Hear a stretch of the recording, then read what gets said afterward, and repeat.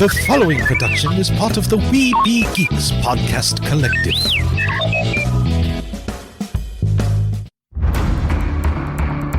From days long ago, from uncharted regions of the universe, comes a legend. The dream that came through a million years, that lived on through all the tears. It came here, the Fandom Nexus. Fabulous secret powers were revealed to our host as he plugged in his microphone. I have a podcast! Here he is, your Spider-Pan, Jeremy.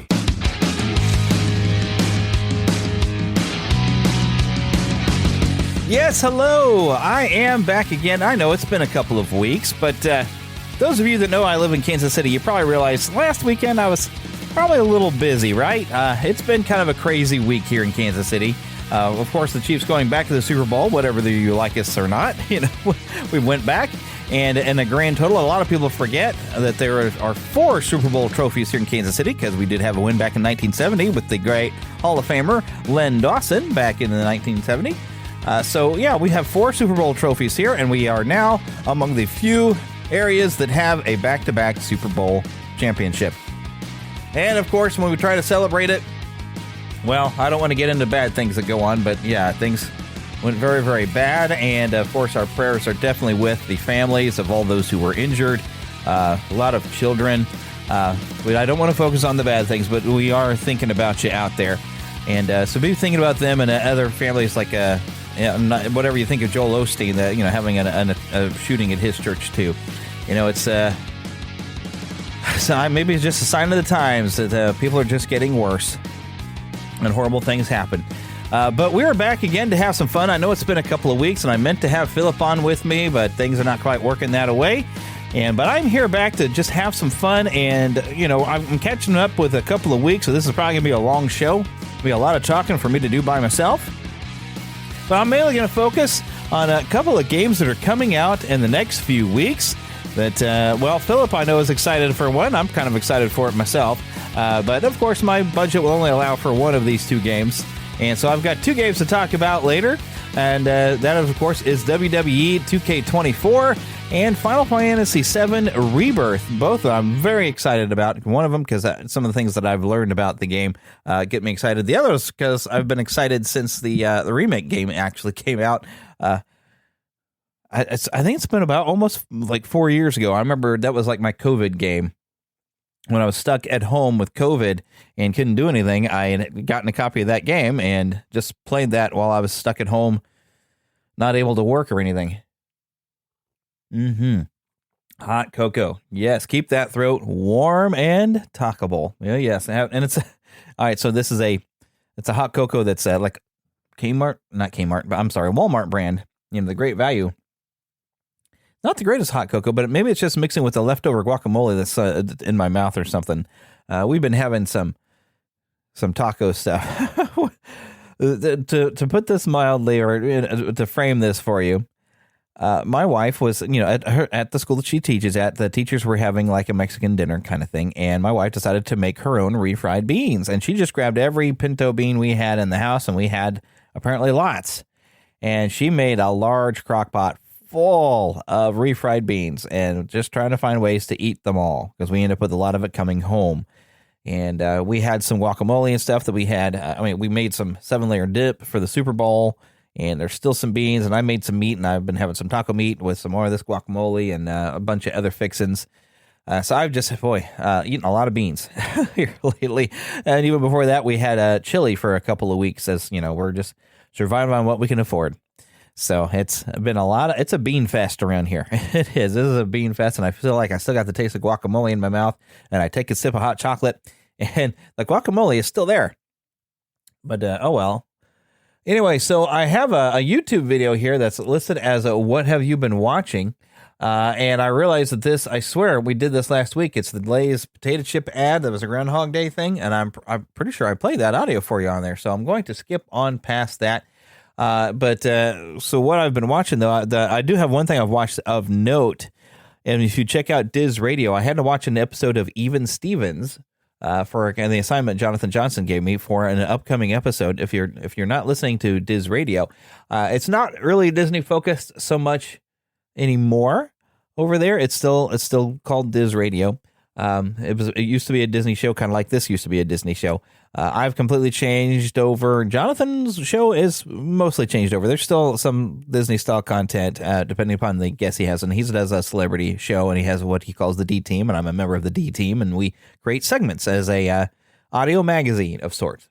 And if you haven't been checking out the show, go check it out. But yeah, I had to watch an episode of Even Stevens, and of course, I'm going to talk about that on that show coming up later this week. So go and check it out.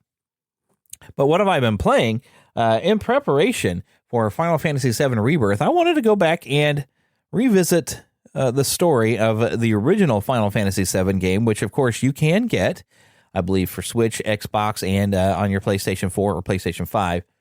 And you even have like some cheats that they've unlocked for you. Basically, you can turn on and off your ability for you to heal up instantly, get all your magic back instantly, and have a limit break. Well, which I have used. When I get into trouble, I'll hit that real quick, and I turn it on, turn it back off, just to kind of give a quick heal. You can speed everything up by 3 times. You can shut off random encounters. But when I went through the game before, just to experience the story, when I first purchased this, I did shut off random encounters. But you don't level up or do anything much there. So this time I've kept random encounters on. I've been trying to play it mostly normal, except for if I just get in a bind, I'll hit the thing just to heal up or something, get all my magic and my health back if I get myself in a situation where I'm in a fight that I can't win, So I've bailed myself out a few times in this, but I'm noticing some things, and I'm going to get into this later when we talk about Rebirth, but I'm taking the time to grind out some of the extra bits of the game, and even in parts that it doesn't make sense, like it unlocks chocobo breeding and chocobo racing at the time when meteor is coming to destroy the earth, and everybody you encounter and they talk to is, well, what do we do? Is this the end of the world? And yet I'm like, I'm going to go breed chocobos and go race them. It doesn't make a lot of sense, but that's where I'm at. But I mainly was going through to kind of unlock all the characters' limit breaks, all of their limit breaks where they have an ultimate attack or whatever by the end. And also you get a summon materia, which allows you to summon Knights of the Realm, or Knights of the Round, pardon me. And this is basically overkill times 1,000, where you have basically like 10 different knights that come around and make 4 attacks of around 4,000 to 5,000 damage each. And it sucks up at least half of your magic, So this is one of those only use when you need it in a time of extreme emergency. But that's kind of what I've been doing. I've been playing through that, and I've just about got everything that I accomplished. And so in the coming weeks when I have time to play, I'm going to try to just finish the story. The only thing I have not accomplished is I stepped too far into the story to the part where Aerith is no longer part of the group, and so I didn't get her ultimate limit break unlocked before she's murdered. So I'm kind of wondering how much of this is going to be changed in Rebirth, because the remake made some changes, and I'm going to get into that of what I think's going on with some of the changes that happened there. But that's what I've been playing and what I've been watching this week. But now that we've talked about that, it's time to get into, my goodness, we have a lot of news this week and a ton of trailers when we get there. Wow.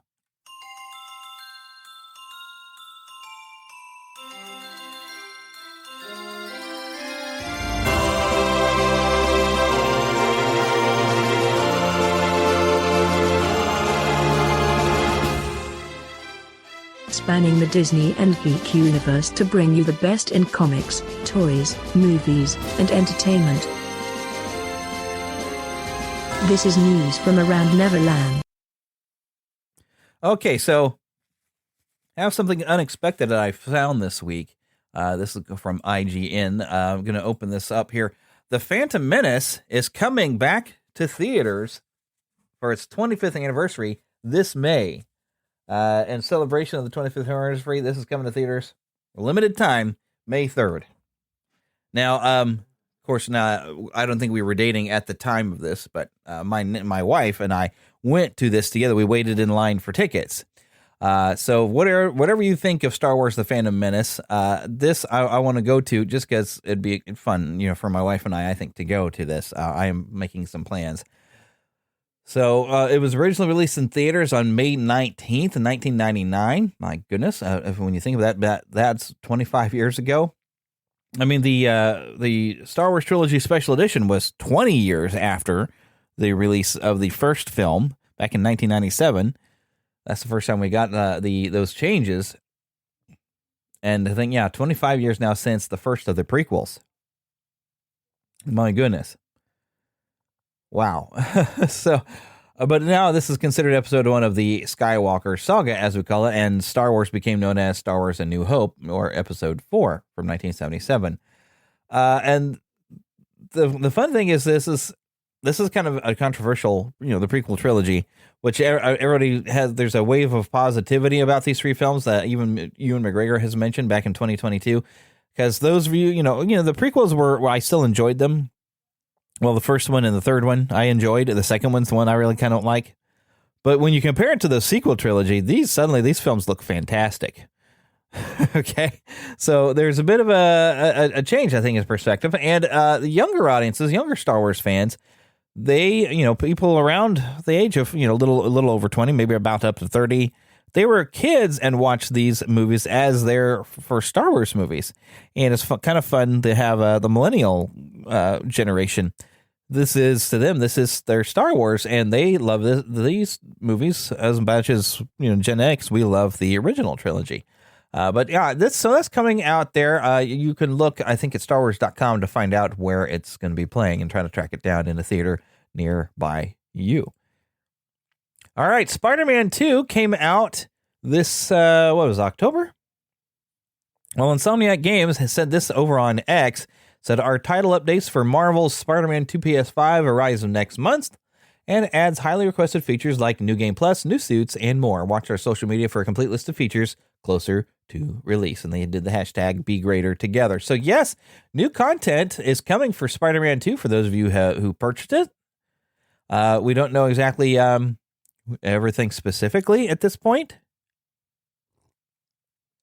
But, a New Game Plus, that gives you a chance to play through the story again, which, gives me an excuse to do it. I've been trying to catch up on a lot of other games that I haven't played, so I went through and I got my platinum on Spider-Man 2, and then I moved on. And I'm waiting, of course, there's probably going to be some more DLC and maybe some new storylines and things like that, which I wonder what they're going to do with, because I don't want to spoil anything, but you've probably heard by now that at the end, it's like Peter Parker kind of steps down at the end of the game. So I don't know if you're going to just have some Miles Morales stories, or if you're going to, because part of the fun of the Spider-Man 2 game was switching back and forth between the two characters. So I don't know, with some DLC, what we might expect out of that. Now, here's something you probably have heard about. I mean, this just went everywhere, also from IGN. Warner Brothers reportedly set to shelve and delete Coyote vs. Acme film once and for all. They allegedly wanted $75 to $80 million for the project. Let me just kind of read this to you. It says, it appears Coyote vs. Acme might never see the light of day, as Warner Brothers Discovery is reportedly set to shelve and delete the film after failing to find a buyer. The Wrap reported that Warner Brothers rejected offers from Amazon, Netflix, and Paramount. Why did Warner Brothers reject offers? Paramount reportedly also proposed a theatrical release for the film, which Warner Brothers allegedly rejected. I guess allegedly is the word here. Warner Brothers reportedly wanted $75 to $80 million for the project and would not allow the studios to counter offer. More interestingly, the Wrap claimed the 4 Warner Brothers executives who made the decision, including CEO and President David Zaslav, I think that's how you say that, have yet to see the film's final cut. 2 executives, CEOs, and Warner Brothers Motion Picture Group co-chairpersons, Michael DeLuca and Pam Abdy, reportedly saw a director's cut. In contrast, Warner Brothers Pictures Animation President Bill Damashk saw an audience preview of the film. And I don't know what's going on here. I mean, Warner Brothers should be able to release this themselves, right? I mean, don't they do some of their own distribution? This is Warner Brothers animated characters. I saw there's a lot about this that I just don't really understand. This was co-written by James Gunn and stars John Cena. I mean, this has potential to already be, a big thing, but they're asking for more money than I guess anybody wants to put it on a streaming service for. So I'm not sure what's happening with this, and it just looks like it's going up in smoke. But I mean, the idea is funny. Wile E. Coyote, after years of failing to catch the Roadrunner and all, getting all these Acme products that backfire on him, takes them to court. I mean, come on, that's funny. So I mean, the premise alone is good. So I don't know if we'll ever get a chance to see this movie. Warner Brothers is something that's not the first time they've tucked something away, but Batgirl probably wasn't going to be good. So I'm not that surprised they decided not to release that one. But this one, I mean, everything sounds great about it. So I don't understand what's happening. Well, there have been a campaign, people trending on Twitter or X, talking about, release the movie. Speaking of movies that maybe shouldn't have been made, but a new Jurassic World movie, this is on Variety, got a 2025 release date, and David Leitch is in talks to direct. And a lot of people have been saying, maybe getting the director is something you should have before you set a release date, but I don't think that's the way it works. I mean, they set a release date, and they try to schedule when they have movies when it come out, and then they start making it. But so this is the director of Bullet Train, and the movie is supposed to release July 2nd, 2025. David Coep, who's the original screenwriter in Jurassic Park and The Lost World Jurassic Park, was writing a script for the film, which will be executive produced by Steven Spielberg through Amblin Entertainment. Frank Marshall and Patrick Crowley were produced, and David Leitch and Kelly McCormick will also produce through 87 North. Now, I mean, Coep, he's got the first Spider-Man film, A Mission Impossible, Death Becomes Her, Panic Room, War of the Worlds. I mean, he's got a pretty good repertoire, or whatever that word, you know what I mean? He's got a long list of successful movies. Only thing is, okay, so Jurassic Park versus The Lost World Jurassic Park. Lost World it's not that it's a bad movie, it's just kind of inferior, and it feels like a rehashing of some of the things in Jurassic Park. I mean, I did not enjoy Lost World as much as I enjoyed Jurassic Park. And so, but he has the potential to make a good movie, but this is a franchise that already jumped the shark or the T-Rex a long time ago. Mainly with having the dinosaurs running loose all over the world. That was a really poor decision for storytelling. And that Dominion movie was the direct result of that poor decision in storytelling. And I don't think you can really save this. So, but I did see there's some people that got excited on the announcement. They were people on Facebook. However, I'm not. I'm a big fan of the original movie. I kind of liked Jurassic World. Haven't really enjoyed any of the other ones as much, or even at all. The last two Jurassic World movies I didn't like, and the last one was absolute garbage. Something else, though, from Variety, Marvel Studios has its Fantastic Four. You've probably heard about this. So we've got a cast. We got Pedro Pascal as Reed Richards, Vanessa Kirby as Sue Storm, Joseph Quinn as Johnny Storm, and Eben Moss-Bachrach as Ben Grimm, also known as The Thing. We're looking at this to be released July 25th of 2025. And we've also got a Thunderbolts movie that is currently set for May the 2nd of 2025. We've still got Captain America Brave New World. It's supposed to be in February, Blade in November. And in 2026, we've got Avengers The Kang Dynasty, which I guess apparently we are still looking up for a Kang Dynasty. We're not sure how this is going to work. They're going to have to recast Kang. We ain't exactly sure. But we've got WandaVision director Matt Shakman, who's directing the Fantastic Four. We got a screenplay by Josh Friedman, Jeff Kaplan, and Ian Springer. Now, we were hearing already in November that there were talks of Pedro Pascal playing Reed Richards.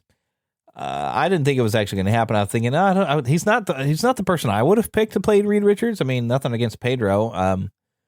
I've seen him, do some pretty good characters. This didn't seem like a role that I would pick for him. You need someone who's kind of almost an emotional intellectual, and well, I suppose Pedro could pull that off. I mean, he has played an entire character where you never see his face, but see, he's got to let his voice convey everything for a Mandalorian. So, I don't know. We'll see how this turns out. That's the only only actor on this list that I am familiar with is Pedro Pascal. So Yeah, I don't know. But there's our cast. I don't know any of these other actors. I'll wait and sit until we get to see something when they start filming and start releasing some teasers. And then I'll know whether or not I am excited about this or not. Because right now, I mean, Fantastic Four movie sounds great, but, lately Disney Marvel has kind of, they're just not making as good of movies as they once did. And a lot of people are hoping Deadpool and Wolverine will be the return to some sort of Marvel glory as they bring Deadpool into the MCU. Personally, I don't really do a lot of R-rated movies. And that trailer, they showed it, even, well, I guess the Super Bowl didn't show too much. Well, they had some stuff, but there's some stuff in that I'm like, yeah, it's definitely stuff that I don't go for. It's not my thing. But anyways, if you go to our website, you'll find a big logo for Dubby. Remember, if you go to dubby.gg and use the discount code Neverland, you will get a nice discount off of your order. If you want to know what Dubby is, it is an energy drink, but it's like drink mixes, and you mix it in water, and you can even buy yourself a container. They really lean on this for gamers to give you energy without giving you the jitters, and there's lots of different flavors. I haven't gotten to try any of this out. There was like hiccups on how the trial thing. I was supposed to be able to get some sample stuff that I couldn't seem to. I guess I had needed to place a full order for something with some of the sample things, and I actually have my own, water drinks that I usually do. But they're an affiliate thing, and if you go and you purchase something, I get a little bit of something to help support the show. So go check them out. Tell me what you think of it. In fact, we have a Facebook page and a Facebook group. That's a good place for you to tell me what you thought of it. All right, but let's go ahead and jump into the trailer park because we're going to be here a while. Mama, another gator got in the house. Another gator? Give me that sugar. Come here. Get him, Mom. Get that gator. The Neverland Trailer Park. Okay, so let's get in our first of many trailers, and these are trailers you might have already seen. You're an alien. You're super powerful. You recently saved the world with your friends. What do you like to do for fun? Vengeance. I was thinking more like reading or yoga. Hey, buddy. Isn't it great to finally relax? I am an Echidna warrior. I only remain on Earth because I made a vow to you and the Fox. So I made myself at home. Nope, we are not turning our living room into some kind of gladiator fighting pit. What is Ozzy doing here? He will be challenging his greatest enemy. Is that our mailman? This is not a place of battle, so I will begin my quest. Come, Wade. Well, most people think I'm a joke. I do not make jokes. I make warriors. Oh, let's go get him. Knuckles. Without his little friends, he's vulnerable. He's the key to power my newest creation. You worked for Robotnik. Bring me Knuckles.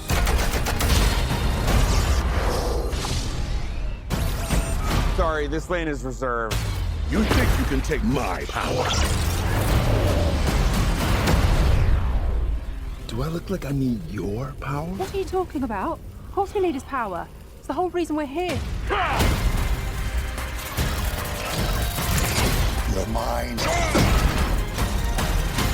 I made a promise to protect this planet. I am ready. Oh, snap! Someone's about to get slapped.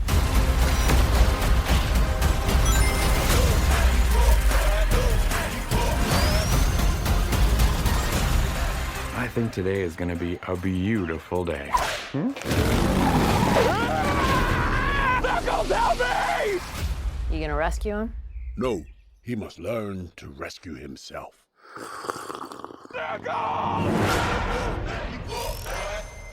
Knuckles coming to Paramount Plus in April. Now this has so much fun in there. This is coming April 26th, but this could have been a movie, right? I would have gone to a Knuckles movie, but this looks like a lot of fun. This is a 6-part series that takes place between Sonic the Hedgehog 2 and Sonic the Hedgehog 3, which is still coming. Is that going to be next year or later this year? I think it's going to be next year we get Sonic 3. But I've enjoyed both of the Sonic movies. I've had a lot of fun and a lot of laughs with them both. And this looks like more fun and laughs in a series that Knuckles gets to have adventures with some new friends.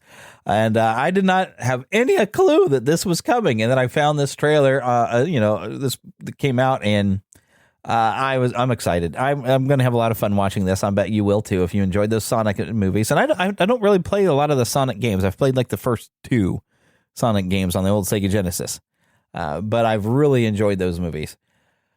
Okay, now on a more serious level of movies, here's Kingdom of the Planet of the Apes.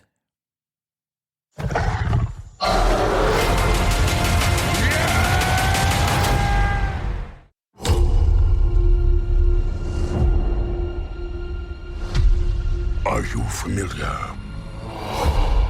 with the concept of evolution?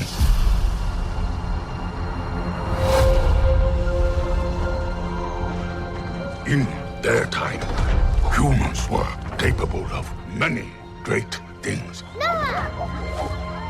They could fly like eagles fly. They could speak across oceans. But now it is our time, and it is my kingdom. We will learn. Apes will learn. I will learn. And I will conquer.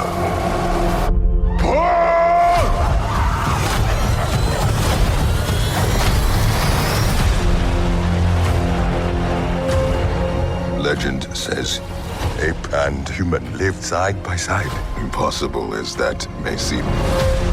Why do they hunt her? She's smarter than most. The elders did not tell us everything about this world.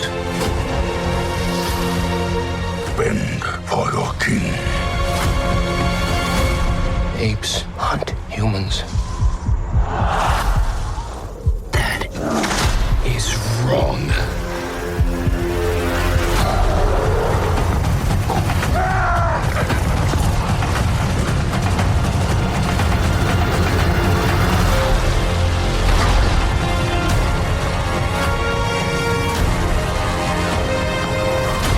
Together, you will die.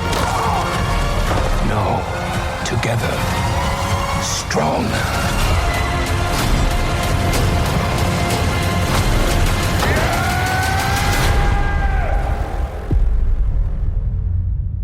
May 10th in theaters. It's also, this is from 20th Century Studios, also appears to be on Max.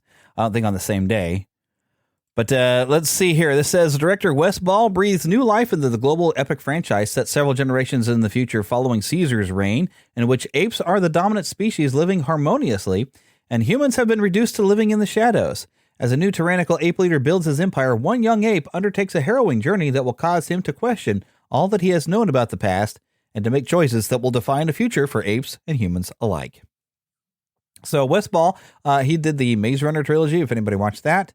This has Owen Teague from It, Freya Allen from The Witcher, Kevin Durand, Lock and Key, Peter Macon from Shameless, William H. Macy, known from Fargo and a whole lot of other stuff. Screenplay is by Josh Friedman, who wrote War of the Worlds, and, well, of course, didn't write the original story of War of the Worlds. Rick Jeff and Amanda Silver from Avatar: The Way of the Water. You've got a lot of people. We do have the Planet of the Apes trilogy guy, Peter Sheridan, and Jason Reed looks like to be producing, along with a bunch of other people. So, I mean, these newer, I've not really seen the original Planet of the Apes films, but I've watched these newer ones, like one time each. I haven't really, purchased to watch repeatedly. They're deep and they're heavy, so they're not fun to watch, but they're really good. I mean, it's some deep sci-fi. So I'm curious to check this out. So yeah, this looks like we're getting a little closer to what the original films were, where the humans really have lost all intelligence and become nothing more than slaves. And if I remember correctly, in the end credits of the first of these new series of Planet of the Apes movies, they do mention an astronaut leaving on a mission, and he's not going to come back for however long. Going to come back to the ruin of the human world, where the apes are the dominant, as depicted in the original Charlton Heston film. Which I wonder if we're working our way to that. But this, I mean, most characters in this can be computer animated. I bet we do have some actors that have played the roles in there. I mean, Andy Serkis played Caesar in the original trilogy, and of course, Andy Serkis is amazing. So I wonder if we have a bit of motion capture going on with some of the voiceover. And then the actress, I'm not sure which one she is. That might be Owen Teague from It or Freya Allen from The Witcher. I don't know. It could be Freya Allen. I mean, I guess she looks kind of familiar. Maybe it's the same girl who's playing Ciri. I don't know. She's got the same kind of blue eyes. I'm thinking Ciri had blue eyes. It's been a while since I've been watching anything for the Witcher series, but yeah, there's a young lady there with very nice, pretty blue eyes, and it might very much be her. Oh, here's, I guess I better click this while I'm looking at it. Awaju, we've got an official trailer, something coming to Disney Plus from Walt Disney Animation Studios. Let's go ahead and divert from what I had planned and take a look at this. Well, I clicked it and nothing's happening. Let me try clicking it on this other side. Here we go. From Disney Animation and the groundbreaking storytellers of Kugali. Happy birthday, Tola. This is Oti. You want stars for a pet? It's great. Comes a Disney Plus limited series. What would you say if I asked you to go to the mainland?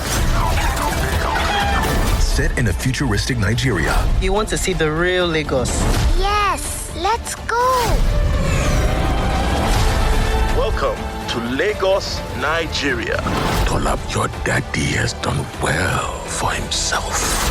This is how to fish in large rivers. Otin, where's my daughter? She's your responsibility. Find her. Be careful, oh.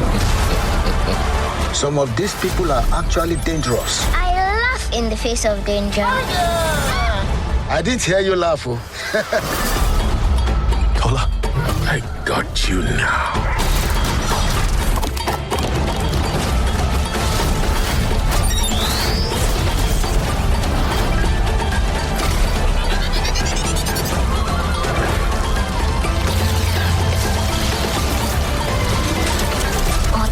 Go! Actually, kind of cute. I take that back. Okay, so your main selling point of Awaju appears to be a robotic lizard that looks like a real kind of lizard with lots of colors and everything.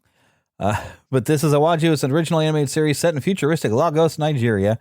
The exciting coming-of-age story follows Tola, a young girl from the wealthy island, and her best friend Cole, a self-taught tech expert, as they discover the secrets and dangers hidden in their different worlds. So this might be fun.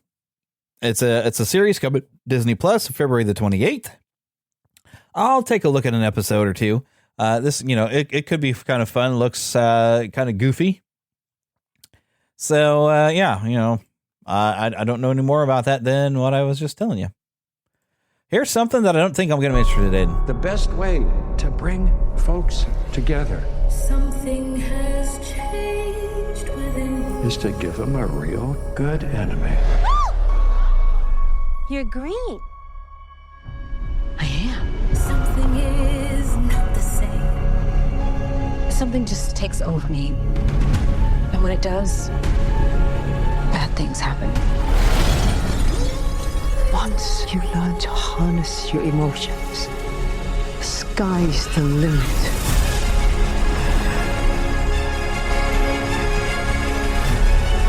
Bring her to me.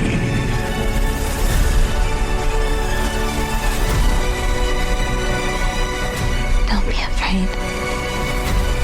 I'm not afraid. It's the wizard who should be afraid of me.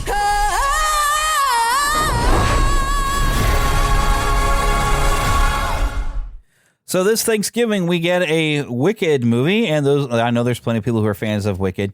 Right now, this trailer on Universal Pictures' YouTube channel has almost as many dislikes as it does likes, and we're talking of the over 100,000. It says here, after 2 decades of one of the most beloved and enduring musicals on the stage, Wicked makes this long-awaited journey to the big screen as a spectacular, generation-defining cinematic event this holiday season.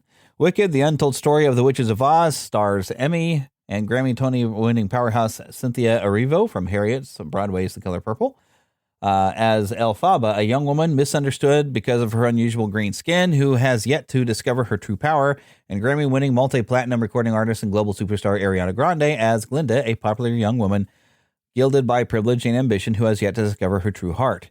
The two meet as students at Shiz University in the fantastical land of Oz and forge an unlikely but profound friendship. Following an encounter with the wonderful Wizard of Oz, their friendship reaches a crossroads and their lives take very different paths. Glinda's unflinching desire for popularity sees her seduced by power, while Elphaba's determination to remain true to herself and those around her will have unexpected and shocking consequences on her future. Their extraordinary adventures in Oz will ultimately see them fulfill their destinies as Glinda the Good and Wicked Witch of the West. And I mean, this has got a lot of people in the cast, you know. Jeff Goldblum, you might have recognized his voice. I wonder if he's playing the wizard. Yes, Jeff Goldblum as the legendary Wizard of Oz. But how do I want to phrase this? I mean, this is not, for as far as I can tell, based on any of the Frank L. Baum stories. This was a separate book somebody wrote where they tried to reinvent. And I'm never a real fan when you take the villain of a story and you ruin them by trying to make them, oh, well, they were just a misunderstood hero. And we just, made them, and you turn the wizard into the real bad guy. I'm not a fan of that. For those of you that have been around since the beginning of the, or long ago for the first Maleficent movie, that's a movie that literally ticked me off royally because they took a great villain and even had a great actress playing the villain who did a really good job playing it. And they messed up what it could have been. I mean, don't ruin a good villain. And don't turn it all upside down. I mean, that's why I enjoyed that Joker movie. It is the creepy, slow decline into insanity and evil that we see in that first Joker movie. And I'm curious what they're doing with the second one. But that movie is greatly disturbing. I mean, because we're following the story of the Joker becoming the Joker. But he might almost seem pitiable, but then you see him relish in killing. And that's the way a villain movie should be. It should be you see them decline into their full villainy, and that's not what this seems to be. And I feel like I got a similar story that they actually based something off the books when the Disney did their Oz movie. I forgot what it was even called.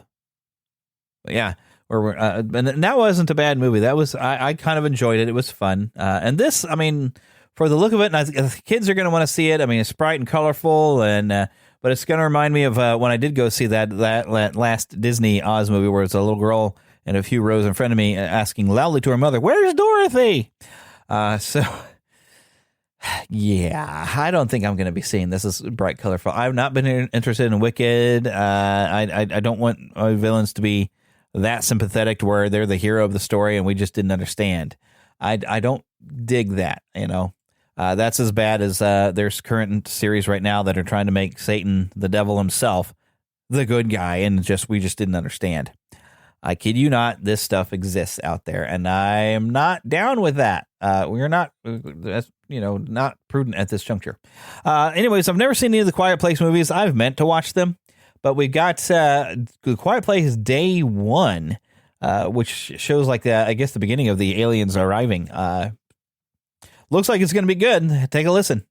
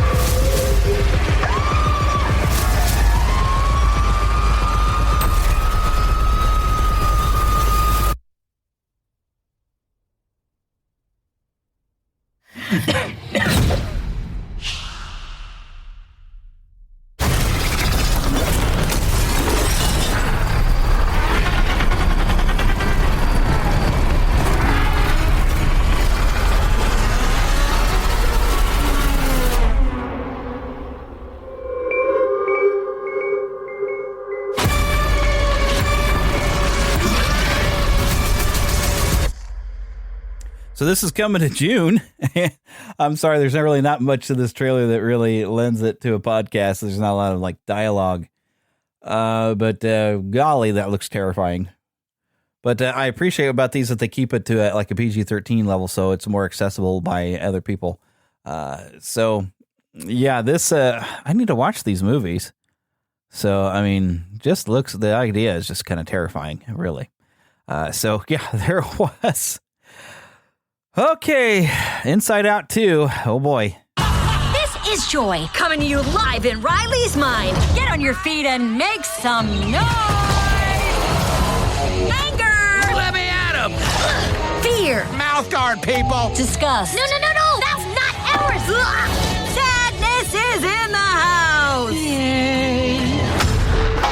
Orange? Who made the console orange? Hello? Ah! Oh my gosh, I'm anxiety. Where can I put my stuff? This film is not yet rated. Well, June 14th, Inside Out 2, in case anybody thought we needed that. I mean, I enjoyed the first one.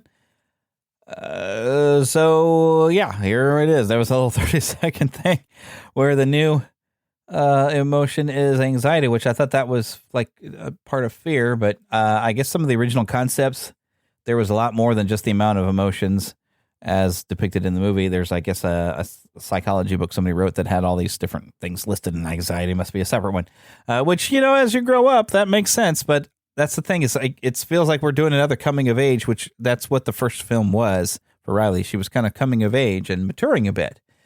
So it feels like we're doing another one, except for now it's anxiety. So anyways, did any of y'all ever watch The Thundermans? I didn't, but if you did, you might be excited. The Thundermans return.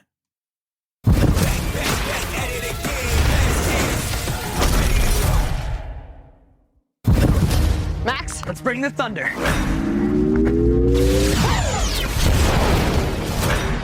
Sky selfie!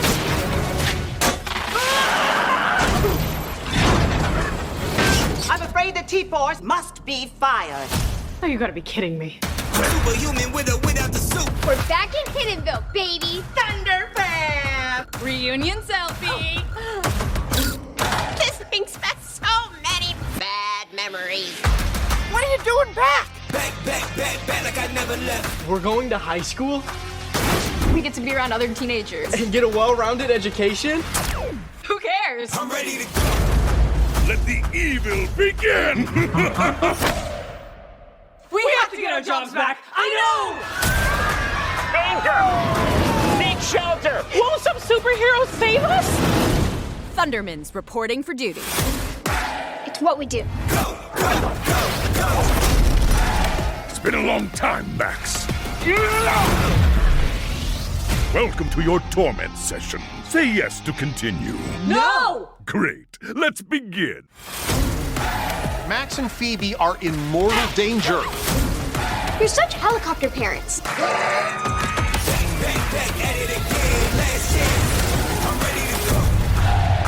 Made the world a little safer, and isn't that what it's all about? All right, Maxinators, that's today's live stream. Sorry there was so much Phoebe. Thought it was done. Watch when I come with that power instead. Okay, so this is a movie on Paramount Plus coming March 7th. This is definitely not my generation. Okay. So the Thundermans return follows twins Phoebe and Max, who are enjoying their superhero lifestyle in a new city. But when one save, quote unquote, goes awry, the Thundermans are sent back to Hiddenville. Seriously. While Hank and Barb enjoy their return, Chloe develops a new friend, and Billy and Nora begin normal school life. Max and Phoebe are determined to regain their superhero status. So there you go. And I see a comment, CGI hasn't improved a bit since last time, and they love it for it. I'm like, well, okay. So, yeah, if you were a fan of this, go ahead. Go have fun, I guess. Yeah. Definitely wasn't my generation. Watch the series finale of X-Men next Saturday morning. Check your local listings. I'm grateful to have the chance to say goodbye. I am proud of you all, my X-Men. Fate lies in our hands now. Now.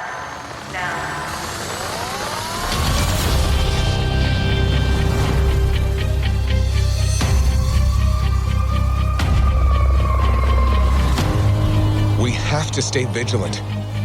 The professor entrusted us with his dream. No matter how dark it is, we must believe in each other.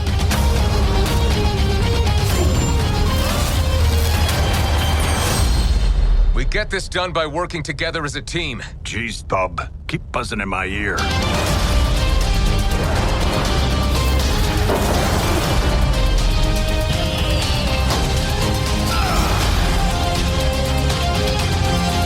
Heads up!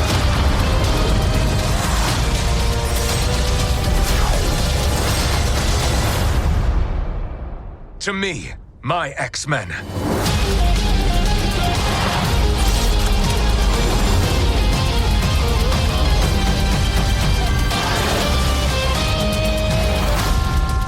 Magneto. The last will and testament of Charles Xavier. Everything he built now belongs to me. So this is coming to Disney Plus March 20th. Did I see that right? Yes, March 20th to Disney Plus. X-Men 97, trying to continue from the original series back in the 90s. Now, I got to say, the animation looks very, very choppy. Strangely enough, there's been people whose biggest criticism seems to be that Rome's costume isn't as form-fitting as it was, the slight redesigns of the characters. My concern, I mean, part of me wants to be excited for this because it's, it looks like a good X-Men series, but modern Disney, and also looking at the showrunners that they chose, I don't want to get into it. It seems like this is going to have agenda that shouldn't be there, and it's going to drag the series down. I mean, I'm going to give it a watch because I want this to be good, but I have a bad feeling about this. The X-Men were created originally when Stan Lee, he felt like he was out of ideas for how people were going to get their superpowers. Then he thought, what if they were just born with it? And that was the beginning of mutants. And during a time in the 60s when they came out, he thought, well, we can use this as kind of almost a parallel to racism. And there was a lot of things going on in the 60s, your Martin Luther King was running around, that kind of thing. And that's what it was based off. Since that time, it has been taken over by others. That has nothing to do with race. They're not a different race of people. But they have decided to take it themselves and run with it. And I have a feeling that's what might be what we would see leaned heavily upon. And one of the major concerns that people have on this is that Morph, who was introduced in the series, and it was a character that got popular enough being in just like an episode that they brought him back in season 2 because everybody's like, oh, I kind of like that character.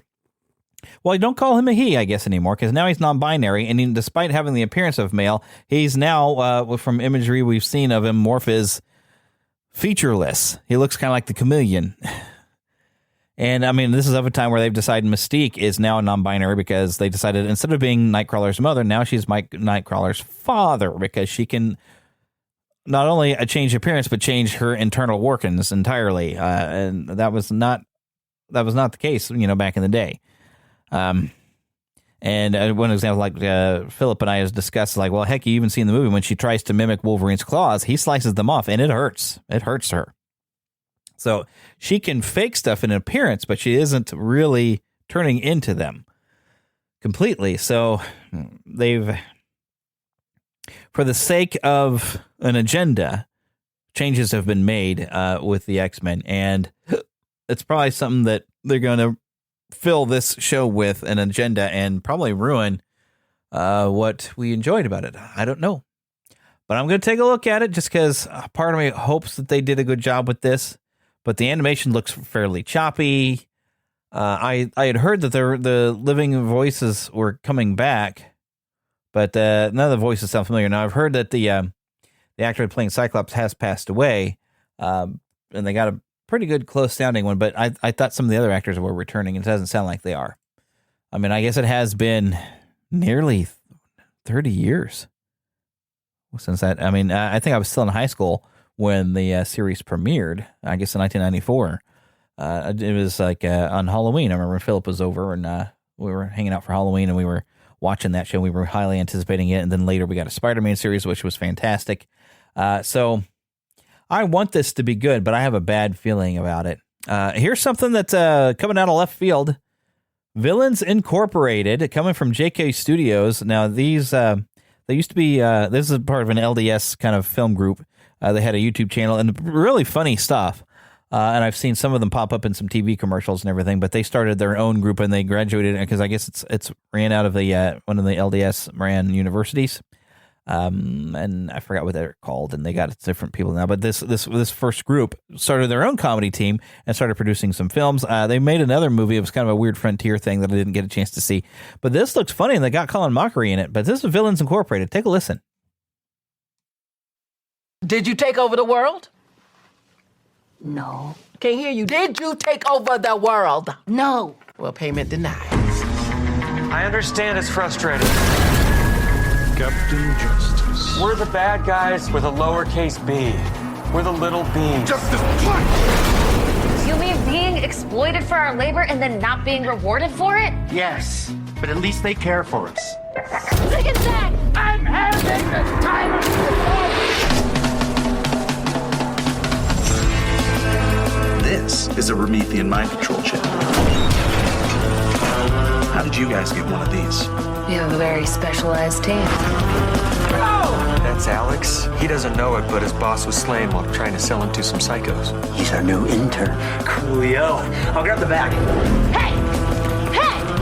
This is our spot! Oh, well, excuse me for using my charms to further our designs. You don't have charms, you have arthritis. They're called jazz hands. Oh, I'll show you jazz hands. Oh, yeah. You wanna see them? Bring it! I understand your concern, but world domination is not gonna fund itself. You don't even have any powers. Actually, I took 2 years of necromancy in high school, so I can kind of talk to the dead. You should be able to shoot like fire or lasers or something out of your eyes. You know I can't do that. All I've ever wanted is to take over the world. When you're born a henchman, you don't really get that chance. Maybe it's time for someone without powers to conquer the earth. A blue-collar bad girl. A villain for the people.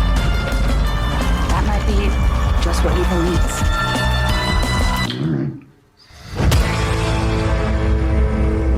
Villain name? Beatrix the Eviscerate. Taken.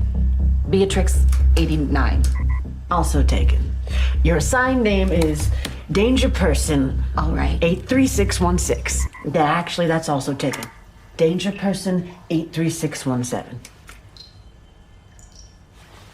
So this, I mean, it sounds like it's going to be silly and fun. I hope it gets enough of a release.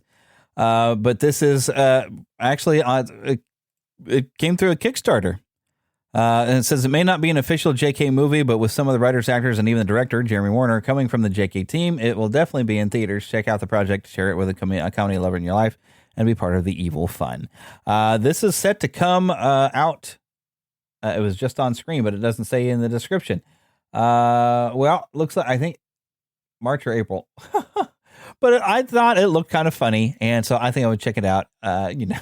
Normally you don't root for the villains. That's the type of person I am. But this is just pure, just being funny. So I think I could definitely get into this. Okay, one last trailer: Godzilla x Kong: The New Empire. This is the second trailer for this film. Looks pretty exciting and really ridiculous and cheesy, and that's exactly what we want from Godzilla fighting with, teaming up with King Kong this time.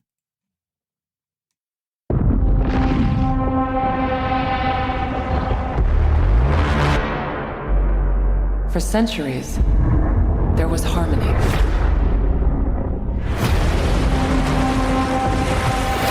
The Titans were the guardians of nature, and the great apes became the protectors of humanity.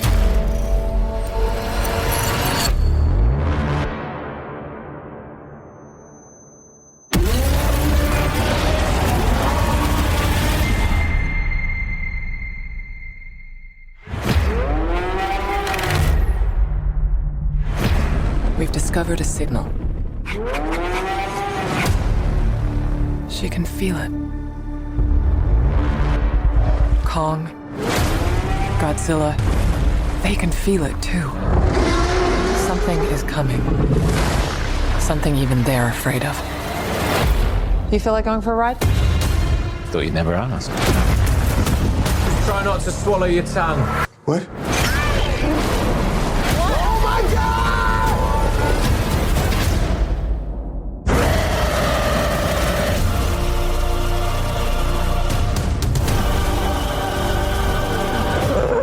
Is that a mini Kong? Oh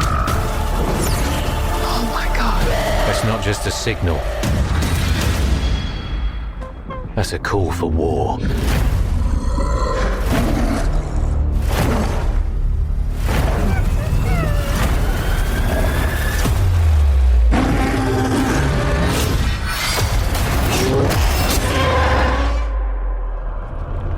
What is that?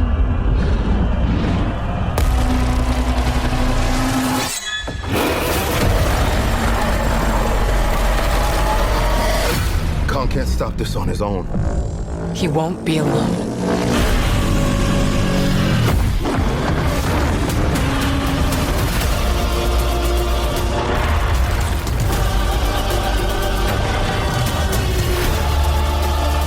The last time those two met up, it was almost the end of Kong.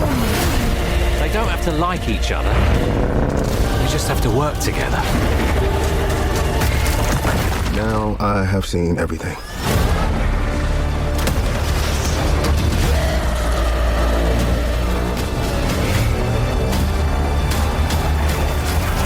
We've made some minor augmentations.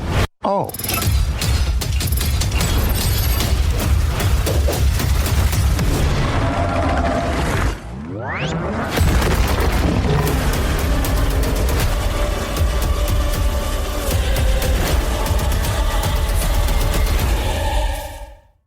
Okay, so this is coming March 29th.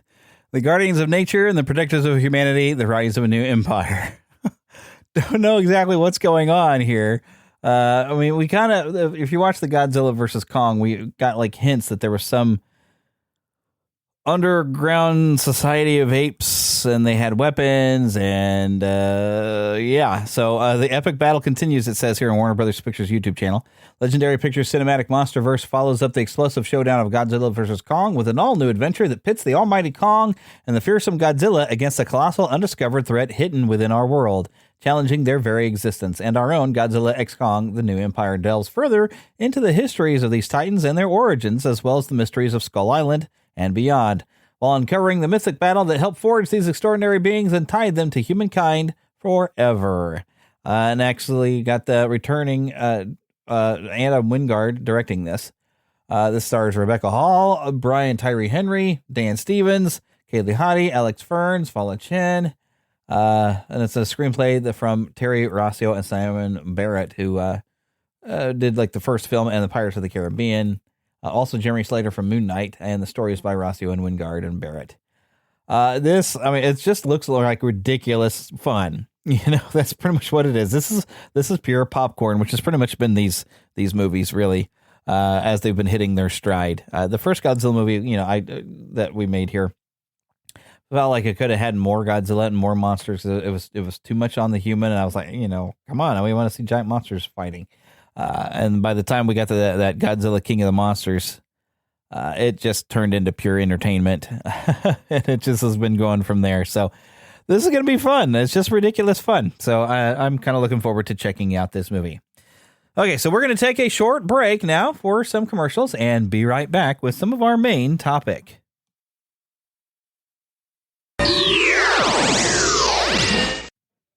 And we're back. And as a reminder, you can get an exclusive feed from Red Circle, which will have no ads in the episodes that you get to download. Also, you can support us on Patreon and also get an ad-free version. Of course, you'll still have the ads that I read for you in the middle of the show, but at least you won't have those annoying ads there in the middle or the beginning or end of the show. Okay, but let's get on to what our main focus is going to be today. And I have a few videos to play for you. So take a listen. Cody Rhodes suffered a nightmare tonight. I think this is how my story ends. Roman Reigns has done it again. This is the story of legacy. Look at the power of Belair! I got the EST story. And it might be! The women! I'll rip the pages out of your story. The irresistible force meeting the immovable object. My story started at the very beginning, brother. My story's for doing what he does best. I'll end your story. This story not finished.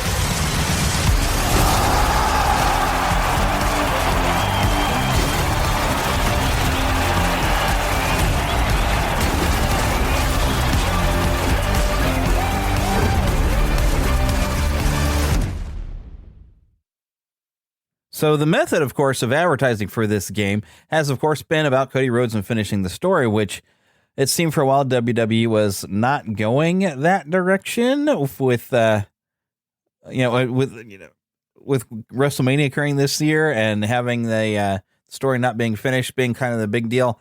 Now, Philip thinks that they maybe meant to do it this way, but they did have time to change course for WrestleMania, and it seems like they did.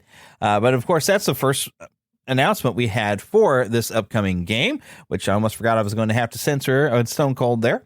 But there's another video here, so let me just hop in here with another video.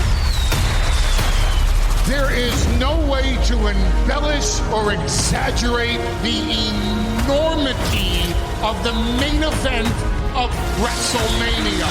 Greatness on a different level. Brace yourself, you're gonna be in. Welcome to WrestleMania!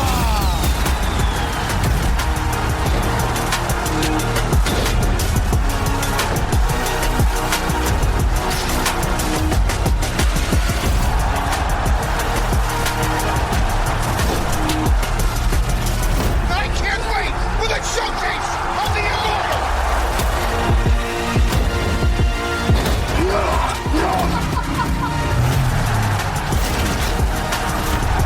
A night heroes are created, careers are defined, and legends will be born.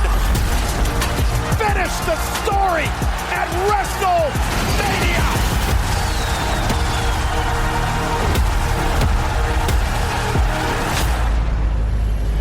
You rolling? Here we go.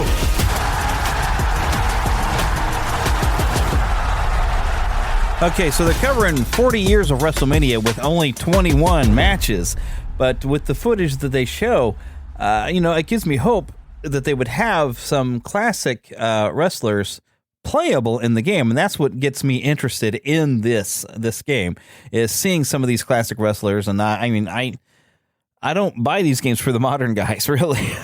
I don't really watch the show anymore. But when they put those classic wrestlers in there, I want to play it to play with those classic wrestlers that I grew up watching. And of course, the main thing is creating wrestlers all the time. That's pretty much what the main thing that draws, I think, Philip in and myself is just creating wrestlers. We create ourselves, then we create some of our favorite comic book characters, cartoon characters, for me, video game characters as well. And it takes a lot of time and effort to make all the different characters. And the unfortunate thing is I wish you could carry a character over from your previous saves instead of having to start over and make them again, which Philip, I guess, doesn't mind. But I have a harder time making them and to get them right. They don't always turn out the way I want them to. And be like, I would like to have it where when I get it right, to be able to just like keep it like, okay, here we go, coming into the game for the next year. And here's the character that I think I actually did it right for once. So, but we'll see. I'll have a lot more options on faces, I think, this year with the Final Fantasy VII Rebirth, because I've tried to make some Final Fantasy VII characters in the game, and having more options on faces, I think this year is going to make it a little easier because there's going to be different shots used, and I can find the right face, from different things and try to put them on the characters, and so we'll see what happens this year. It'll be a while before I pick up the game because I have to save my money for Final Fantasy VII Rebirth. Oh yeah, that's going to be the second game we talk about, but we'll get into that here in a little bit. But here's some of the description. It says the story's not finished. Take your first look at WWE 2K24's all new match types, environments, superstars, and more, including the 2K showcase of the Immortals. Celebrate 40 years of WrestleMania with new match types, updated gameplay, and more, available March 8th. So that's coming up very soon. There was a list of features that was on the 2K.com website. Of course, there's guest referees, casket matches, gauntlet matches, ambulance matches, lots of different new ones. You have, of course, the My Rise is back, but there's two different styles. They have here a picture that says My Rise Unleashed and then also My Rise Undisputed, and this is where you can become a champion. This is where you have a story that it gives you for a character you create, which, I prefer to have my own story of what I think would happen with my guy, would be me, but you get to play out a story that they make. I don't know if I've ever actually completed any of the My Rise. I kind of get more sidetracked of making my own universe. You can, of course, create your own factions. Of course, you got the universe mode, the GM mode. That's just only some of the things listed on the 2K website. There was another website that had even more of the features. It's the newsroom for 2K, and it had a list when I was looking around some of this stuff. Let me see if I can scan down. Of course, they mentioned the showcase of the Immortals, and that's, of course, the 40 years of WrestleMania. And if it's anything like previous games, you'll have some of the past wrestlers sharing the stories of the matches. They are calling it an iconic roster, which includes, of course, Stone Cold Steve Austin, The Undertaker, Andre the Giant, along with, of course, Cody Rhodes, Bianca Belair, John Cena, Rhea Ripley, and Roman Reigns. New match types. Okay, here's a full list. So, special guest referee, ambulance match, which I've heard you can create a referee, or at least when you create a wrestler, you can create the referee mode. Casket matches, gauntlet matches, backstage brawl now features 4-player support and new interactive environmental elements, including a working elevator, breakable control room glass, and a vending machine with throwable sodas. While the Royal Rumble now offers support for 8 online players and 30 superstar online matches, all the familiar match types such as War Games, Extreme Rules, TLC, Submission, Heck in a Cell, and many others. There's some gameplay upgrades, super finishers, the Trading Blows mini game, which I've seen a little bit of footage of that. That looks like a lot of fun. Top rope dive into a group of opponents outside the ring, double title matches, new paybacks, and more. My faction, I wonder what they've changed about it. It says the team building mode in which players collect, manage, and upgrade an array of superstars and legends to create their ultimate 4-person factions returns with a new direct purchase card market, an updated multiplayer experience, a new direct purchase card market. What is that? That sounds like a, extra paid and stuff. I forgot what they call that now. Players can now compete in ranked online quick play with unique rewards and seasonal leaderboards, challenge themselves with weekly towers, and take on revamped Faction Wars 2.0. So you can create a faction and take it online. Well, that's fun. But on the creation suite, the crown jewel is a best-in-class, most detailed, robust creation suite returns with an all-new support for create a referee and create a sign. And that's something that we are definitely excited about. Finally being able to create a sign out in the audience, which we, like the old games, you could. And then for a long time, we haven't been able to. And we've also been bothered by, and I understand why, because everybody live streams the game, puts it up on YouTube, and there's a lot of copyright issues. But wow, I guess it's been probably near 20 years since we were able to have music on our game system, or with, I think, Xbox, you could actually connect it to your Windows PC and create a playlist. To where you just put whatever song you wanted for your wrestler or whatever, you'd have a playlist, but you could have your own music playing for your own entrance and created characters. And we haven't been able to do that in a long time, but I'm sure there's copyright issues. But my thought on that would be is just silence the entrance music, which they have when you stream. If they silence the entrance music and stuff, then it's fine when you stream. But then when I'm playing on my own, I would still like to be able to have my own music. Of course, now I think with the PlayStation 5, I don't know that I can put my own music onto the hard drive. I think mainly you go through Spotify or something like that. And so I don't know, but it would be nice to have that option again, to be able to put your own music on there instead of relying on what they provide. I don't know. But anyways, so new parts and animations for design custom superstars, GMs, arenas, entrances, movesets, championships, and more. And there's a Peacock promotion. New subscribers get 1 month of Peacock at no extra cost with the purchase of any edition by April 14th of the game. And, of course, they're going to have 4 editions of the game: a standard edition, a standard cross-gen, digital edition, deluxe edition, and 40 years of WrestleMania edition. And which the 40 years of WrestleMania edition, that's the one I think that's going to cost you, $120, basically. And I think Philip is going all out and getting that edition. I will get it later, and I'll pick an edition later, and I might even just do it where I get a disc and then I'll just add on stuff later. I don't know.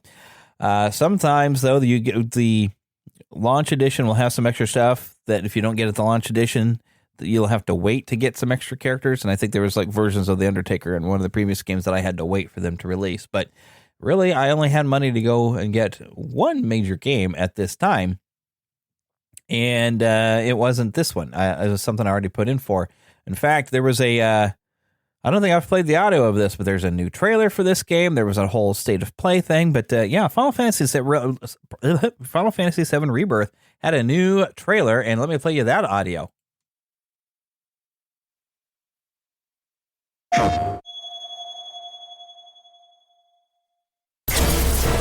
Cloud, bring me the black materia.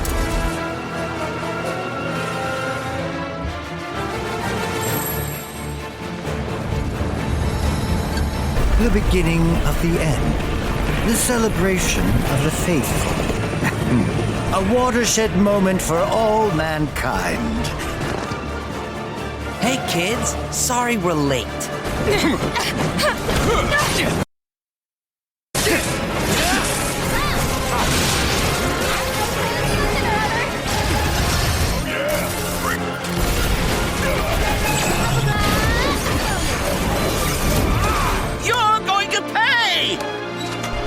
Who wants to be the first lucky lady? Hey, boss! Your guests are here!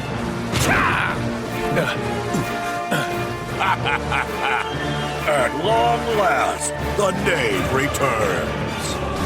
I refuse to be upstaged a second time, my friend! Good, Cloud. Very good. Fill your hollow heart with rage.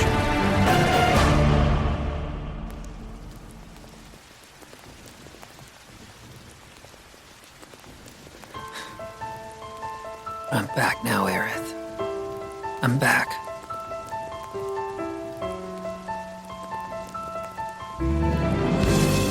We ask that you retrieve it.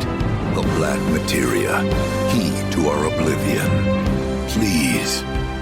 It alone can liberate us from this endless dream. Passing through. You. Tifa! Whew! Hey, guys! They're getting some sun too, huh? Yeah. Well, Red, how do we look? Huh? You should get yourself a reading!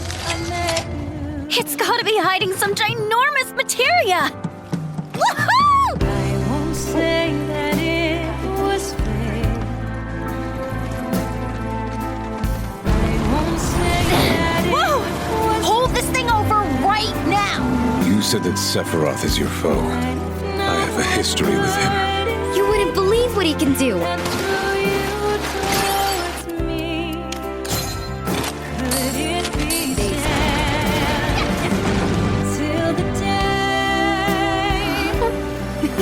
Wait, don't misunderstand. You'll need a way home. So when you're ready, I'll be here. An emissary from Wutai is here, sent by Viceroy Sarut. With all this god blood on my hands, how could I ever hold my daughter again?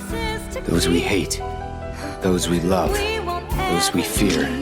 Genova would become anyone to fool her prey. Don't do this! But I'm no fool. Sephiroth! Hey! No, not you. Here, take it. This isn't about me, though. It's about saving the world. And you. The reunion. When spite and sorrow are harvested to feed the planet.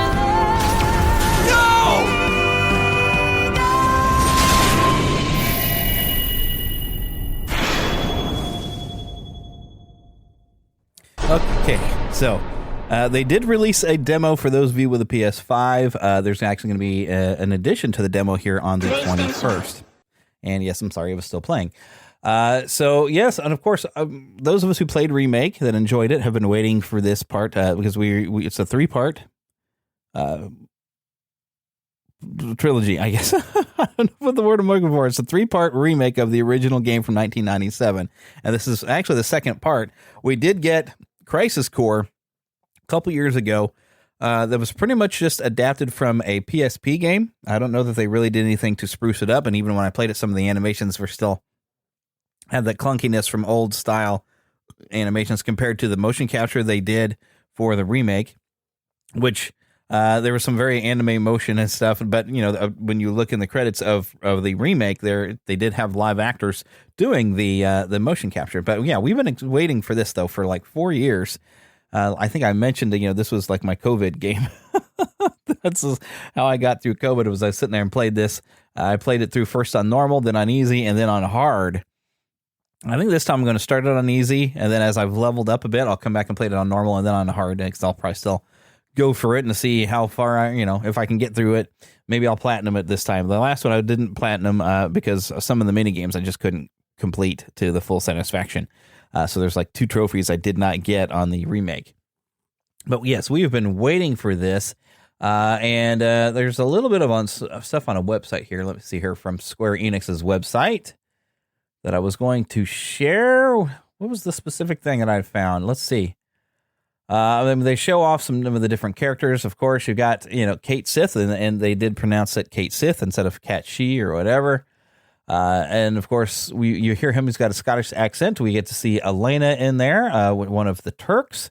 You even say Cisne, one of the Turks you also meet in the Crisis Core game, which now in the original game, she wasn't there in 97, and she's not wearing the typical uniform of a Turk. So I wonder if she's quit the Turks. And with her reaction of like being surprised of seeing someone, I wonder if she's running into Zack again, because when you play as Zack Fair in the Crisis Core game, you interact with her often, and they're kind of friends. So I'm wondering if that has something to do with that. So it'd be nice to know what happened to that character. You're also going to meet some new characters. The captain of the Shinra 8. Let's see, and he's the one who takes you between Junon and Costa del Sol. I don't see that he's got a name. Of course, Yuffie is being brought around there. Now, they did do the expansion when they brought the game over to the PS5 to where you had a thing of playing as Yuffie. And, of course, she is playable. One thing people have been talking about is that Sid and Vincent Valentine, although appearing in the game, are not playable.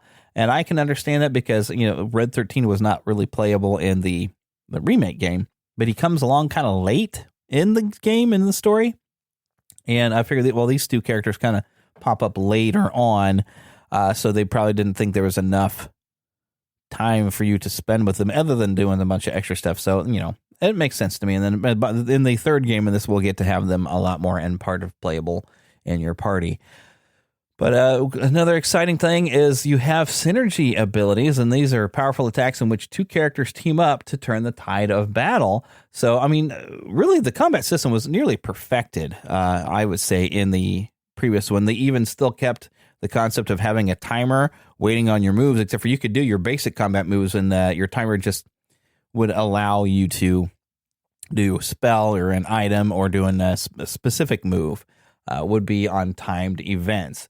So, it's almost like they kept some of the concepts of the original game, but yet, made it more of an action RPG. And it was a nice blend of everything, and it was a lot of fun. And they just expanded because, when they make a new game, they want to have new things for us, and even a lot of new mini games coming up in this new game.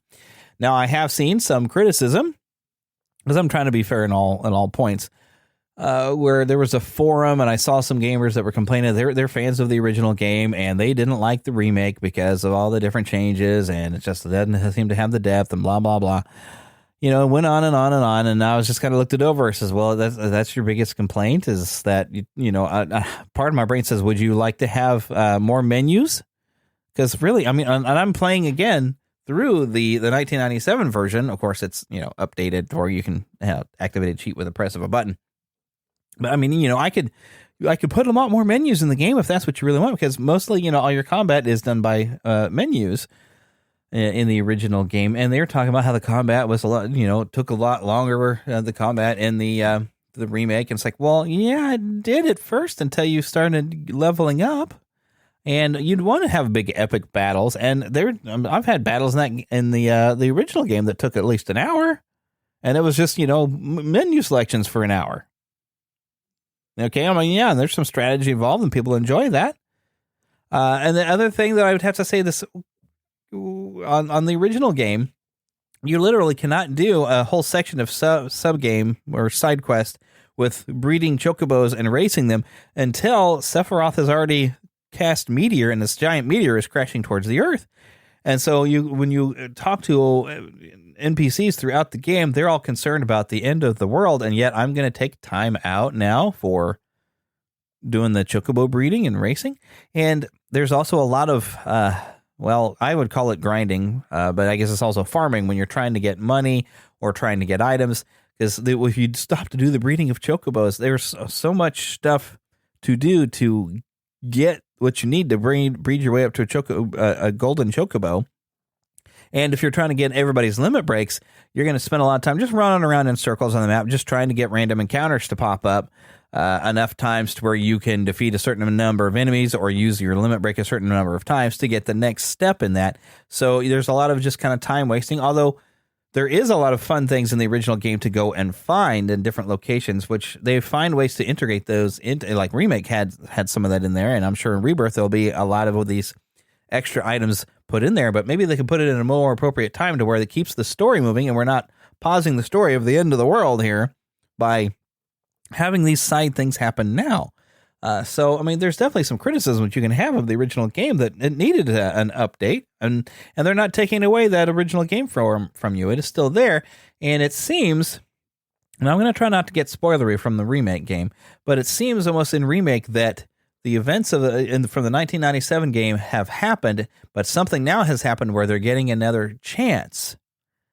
Seems to be a bit of foreknowledge from Cloud and especially Aerith of knowing how things went before, and that they are now, the theme of the remake is, and how it even ended, it was finding a way to change their fate and their destiny, and and especially for Aerith, because a lot of people, including me, were upset to find out she was going to die in the original 97 game. And a lot of people are okay with that because it really adds to the story, and I can get that, and her sacrifice actually enables her to still, because she does everything. She's the one that really stops Sephiroth, and it makes sense that Sephiroth would come after her because she was the only one with the ability to do it.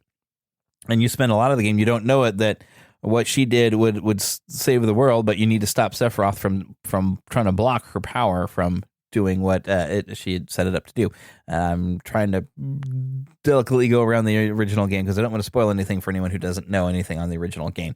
But yeah, she's really the one that stops Sephiroth, but she needs help from you. Lend me your strength. It even says in the first trailer, I think it was, we had for Rebirth. So, but they said in the State of Play trailer, and one of the guys literally said that Aerith's fate is in our hands. So it seems like we might have the option of how we can change this and alter the story of how it's going to move forward. I did watch some video on YouTube where somebody went and listed out on Final Fantasy games that there usually is a character that dies somewhere along the way. And I wonder if maybe you can select and have a different character die. Because if that's the case, goodbye Yuffie. I've never liked Yuffie. I have no use for her. So if I could pick a character that's going to have to sacrifice themselves to save everybody, we'll just get rid of Yuffie. No big deal. I would not be bothered by that at all. Now, some people might. There's probably fans of that character out there, but I'm not one of them. Okay, all she does is show up and then steal your materia, and you put you on a really long side quest to go and get it back. Just bug the dickens out of me, really.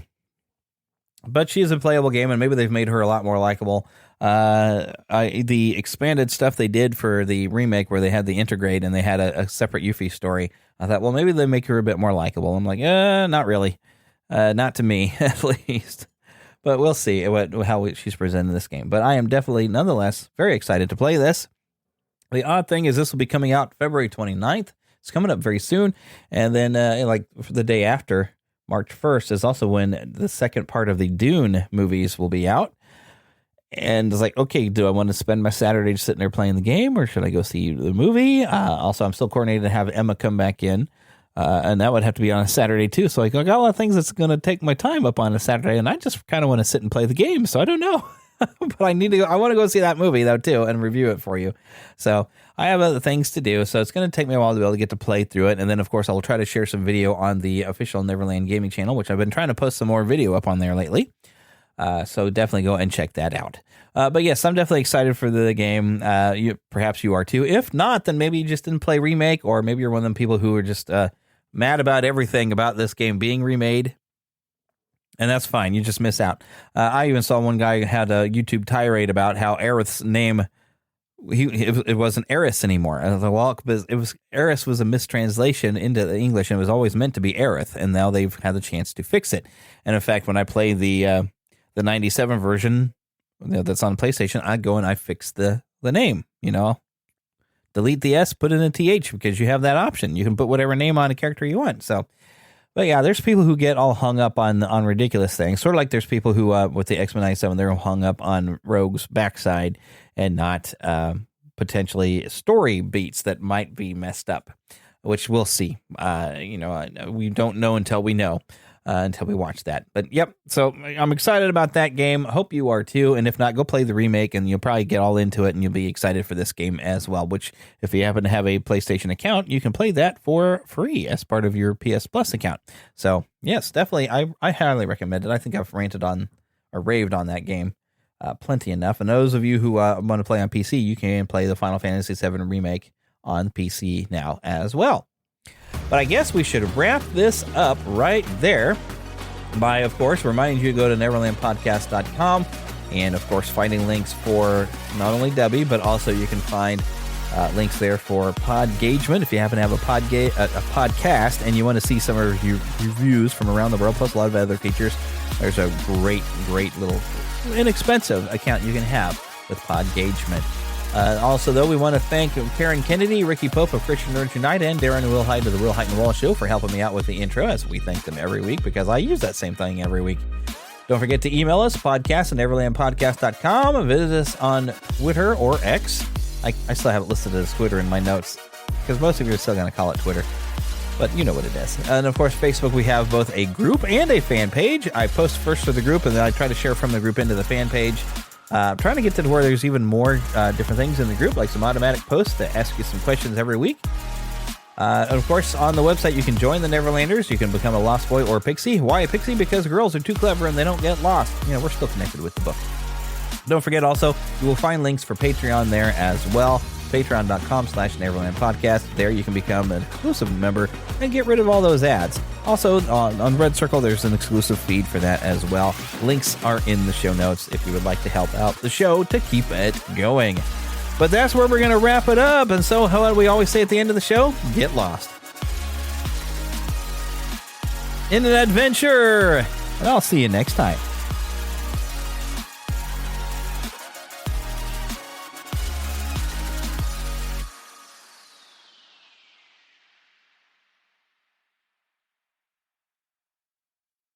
What's so special about Hero Bread's soft, fluffy, and delicious breads, buns, and tortillas? These ultra-low net-carb baked goods contain zero sugar, fewer calories, and more protein than the leading brands, and are high in fiber to support gut health. Shop now at Hero.co.